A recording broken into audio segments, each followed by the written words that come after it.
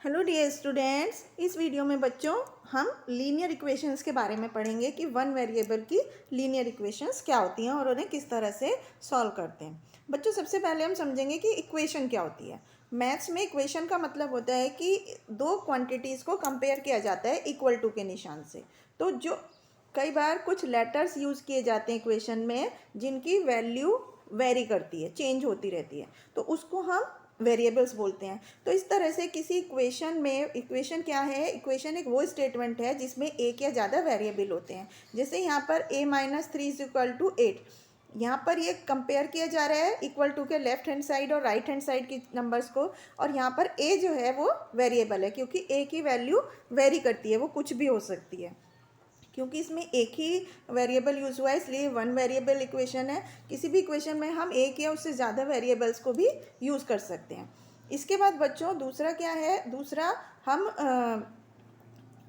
किसी भी वेरिएबल की जब वैल्यू निकालते हैं तो उसको हम सॉल्विंग एन इक्वेशन बोलते हैं।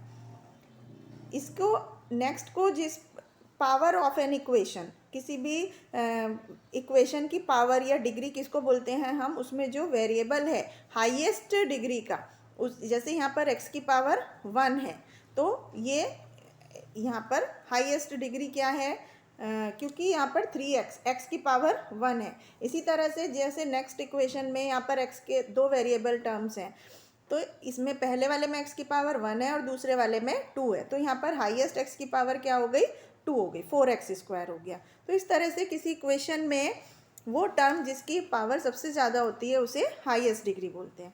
इसके बाद बच्चों हम लीनियर इक्वेशंस के बारे में पढ़ते हैं। लीनियर इक्वेशन क्या होती है, जब किसी इक्वेशन में वेरिएबल की जो डिग्री होती है उसको हम, वो एक 1 होती है, उसको हम लीनियर इक्वेशन बोलते हैं। जैसे x-5 इज इक्वल टू 7, ये लीनियर इक्वेशन है क्योंकि x की पावर यहाँ पर 1 है।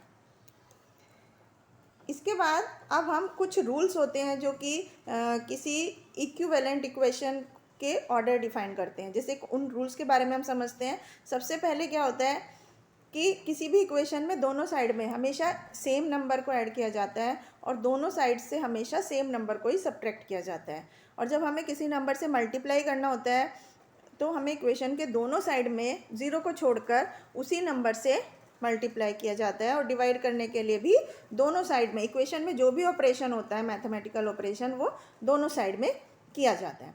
तो इस चैप्टर में बच्चों अब हम कुछ ऐसी वन वेरिएबल की इक्वेशंस के बारे में पढ़ेंगे जो लीनियर नहीं हैं लेकिन लीनियर इक्वेशन है वो वन वेरिएबल की, और उनको सॉल्व किस तरह से सॉल्व करते हैं।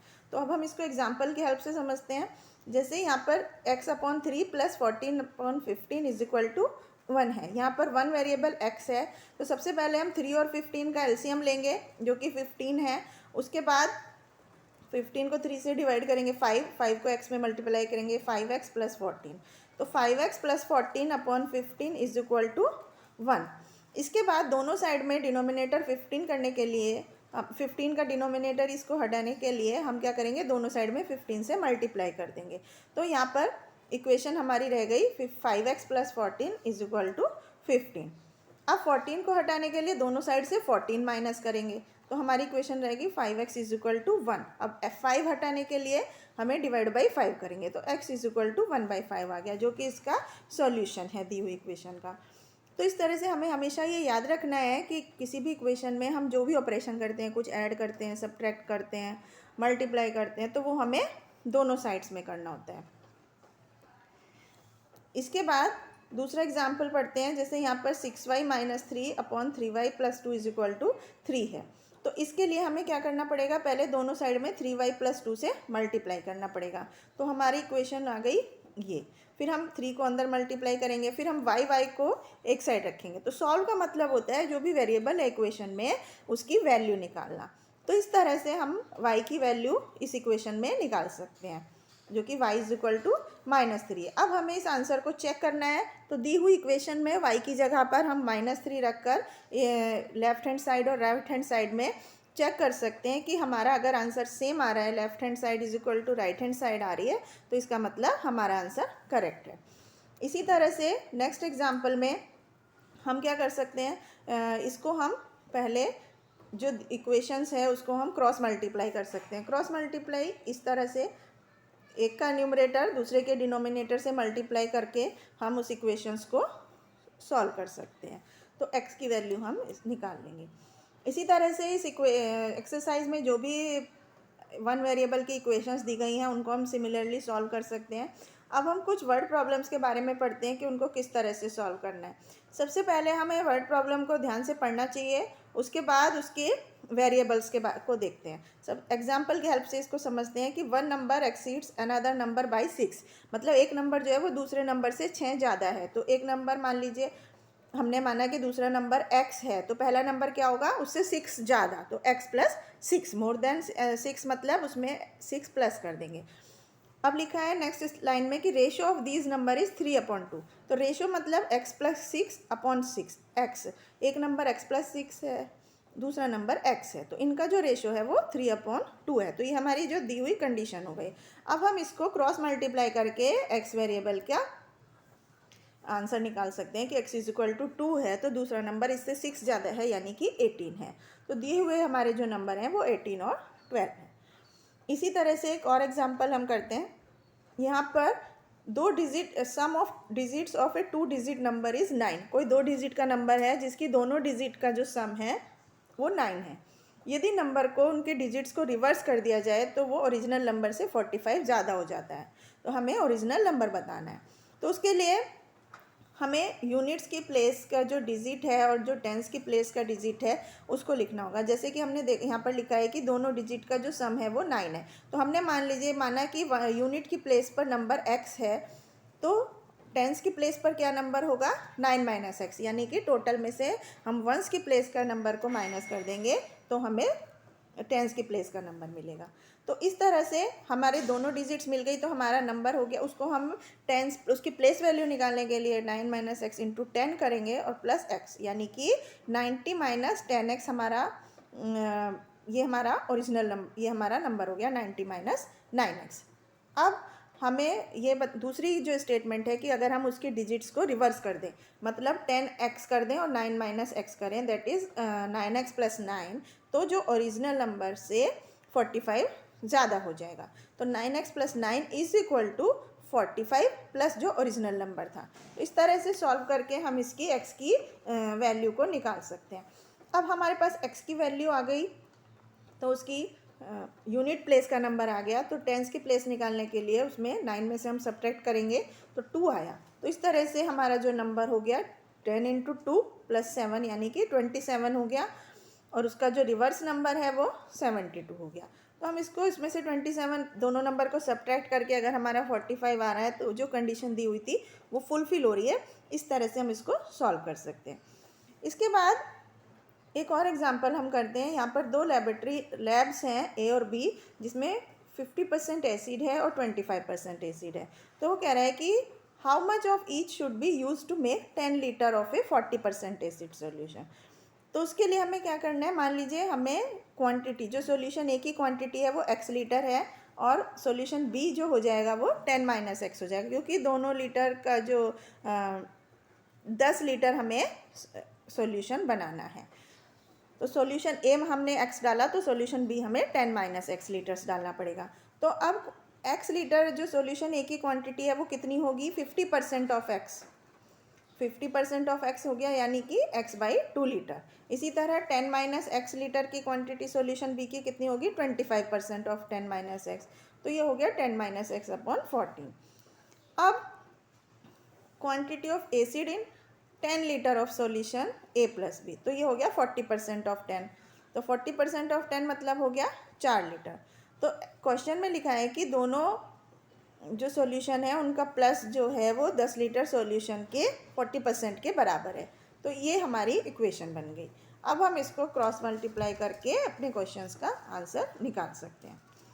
इसके बाद एक और एग्जांपल करते हैं। यहाँ पर किसी स्क्वायर की साइड को अगर हम 4 सेंटीमीटर बढ़ा देते हैं तो उसका एरिया 32 स्क्वायर सेंटीमीटर बढ़ जाता है। तो हमें स्क्वायर की साइड बतानी है। तो हमने माना कि स्क्वायर की साइड जो है वो x है, तो एरिया जो होगा वो x स्क्वायर हो जाएगा। इसी तरह से जो हमारा नया स्क्वायर बनेगा उसकी साइड हमारी 4 सेंटीमीटर ज़्यादा है तो वो हो जाएगी, तो x+4 हो गया और एरिया x+4 का स्क्वायर हो गया। अब क्वेश्चन के अकॉर्डिंग जो बाद में 4 सेंटीमीटर बढ़ाने पर जो एरिया आएगा वो पुराने वाले एरिया से 32 बढ़ जाएगा। अब इन दोनों इक्वेशंस को हम सॉल्व करके x की वैल्यू को फाइंड कर सकते हैं। इसके बाद नेक्स्ट एग्जांपल हम करते हैं। यहाँ पर 10 साल पहले A will be twice as old as B was 10 year old. 10 साल में A जो है वो B के उतना बूढ़ा हो जाएगा, उतना बड़ा हो जाएगा जितना B 10 साल पहले था। यदि मान लीजिए अब A 9 साल बड़ा है B से, तो उसकी B की परसेंटेज क्या है।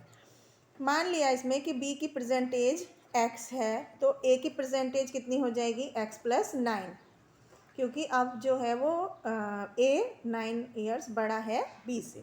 और 10 साल पहले B की एज कितनी होगी x-10, और 10 साल बाद A की एज कितनी होगी x+9 + 10।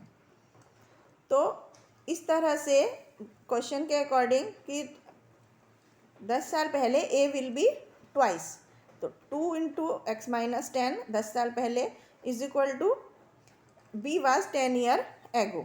तो B कितना था, ये हमारी इक्वेशन बन गई। अब हम इसको सॉल्व कर सकते हैं। इसी तरह से if the difference of to supplementary angle, supplementary होते हैं जिन दो एंगल का सम मिला के 180 डिग्री होता है, उसको हम सप्लीमेंट्री एंगल बोलते हैं। तो दोनों सप्लीमेंट्री एंगल, दो एंगल हैं, उनका डिफरेंस जो है वो 80 डिग्री है। तो हमें हर एक एंगल का मेज़र बताना है। मान लीजिए हमने माना कि एक एंगल x है, तो दूसरा कितना होगा 80 + x, क्योंकि दोनों एंगल में 80 का डिफरेंस है। तो दोनों का सम, सप्लीमेंट्री एंगल में दोनों एंगल का सम 180 होता है। तो इसलिए 2x = 180 - 80, x = 50। तो एक एंगल 50 हो गया और दूसरा एंगल 130। इसके बाद 7 एग्जाम्पल में राघव जो है वो 30 साल बड़ा है और सुनीता 20 साल बड़ी है राघव से। तो कितने साल पहले राघव जो है सुनीता की एज का 3 टाइम्स था। तो मान लीजिए राघव की प्रेजेंट एज 30 ईयर्स है और सुनीता की 20 साल है। तो x साल पहले राघव 3 गुना था सुनीता की एज का। तो x ईयर पहले राघव की एज कितनी होगी 30 - x, और सुनीता की एज कितनी होगी 20 - x। अब क्वेश्चन के अकॉर्डिंग राघव की एज जो है वो सुनीता की एज की 3 टाइम्स है। तो इस तरह से हम इक्वेशन में वैल्यू पुट करके आंसर को फाइंड कर सकते हैं।